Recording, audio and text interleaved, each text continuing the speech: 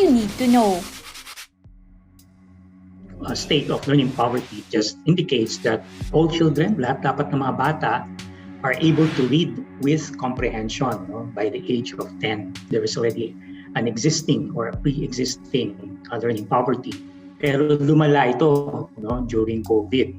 Ayon sa latest data ng World Bank, isa ang Pilipinas sa mga bansa na may pinakamataas na rate ng learning poverty sa East Asia and Pacific region. 9 out of 10 Filipino children ang 10 taong gulang na pero nahihirapan pa ring magbasa kahit ng mga simpleng salita lamang.